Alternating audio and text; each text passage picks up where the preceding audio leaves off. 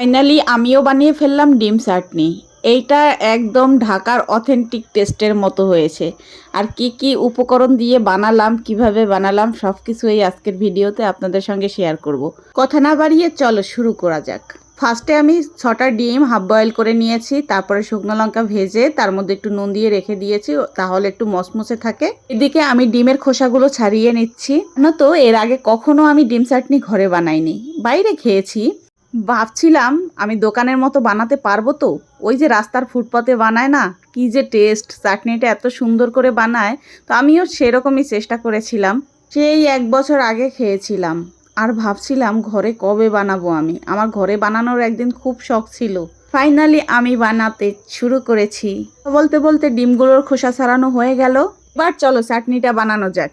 আমি ফার্স্টে কিন্তু মরিচগুলোকে ভালো করে গুঁড়ো করে নিচ্ছি, তারপরে শসা কুচি আর পেঁয়াজ কুচিটা দিয়ে দিলাম।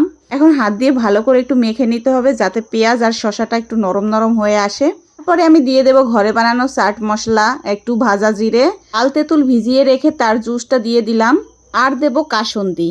আপনারা চাইলে তেঁতুলের চাটনিটাও দিতে পারেন, আমার কাছে চাটনি ছিল না তাই আমি তেঁতুল দিয়েছি। টমেটো সস, লবণ, তারপরে ধনেপাতা, এগুলো দিয়ে ভালো করে আবার মেখে নিতে হবে।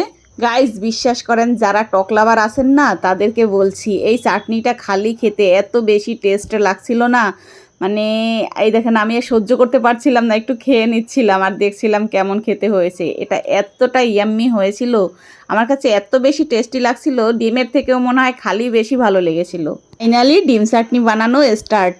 এই যে দেখেন বলছিলাম না হাফ বয়েল করে নিচ্ছি, একদম কুসুমটা একদম হাফ বয়েল হয়েছে। এটার মধ্যেই চাটনিটা দিয়ে খেতে বেশি ভালো লাগে। এই দেখেন তো দোকানের মতো হয়েছে কিনা, একটু কমেন্টসে জানাবেন। হ্যাঁ, আমার মনে হয় দোকানের থেকেও বেশি টেস্ট লাগছে।